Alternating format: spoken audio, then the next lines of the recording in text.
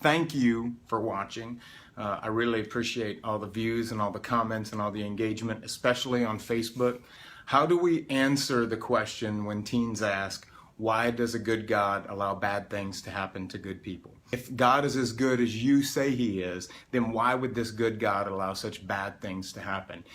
Here's one of the big tricks, is that it sounds like an intellectual question that begs for an answer. And so we get tricked in trying to answer that question. And too often we go and we get our big books, right?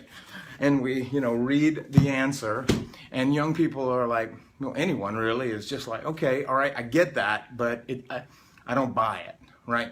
And that's a hint that we're up against an emotional question and not an intellectual question. We cannot answer that question, right? The only answer we have to that question is, I don't know.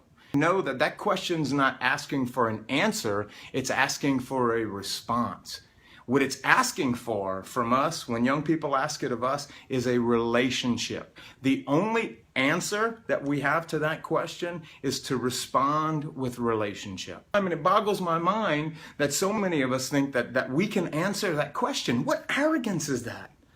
What arrogance is that? In the first place, if you haven't ever asked that question for yourself, right, and spent time, right, in prayer and contemplation and reflection and angst, giving God space to answer that question in the context of your life. And if you haven't emerged from wrestling with that angel with a broken hip, then we have no right to be trying to answer that question for other people, right? The only credibility we have when we try to respond to that question is the work that we have done, the questions that we have asked the God, the way that we have been patient with God and allowing him to answer that in the context of our lives.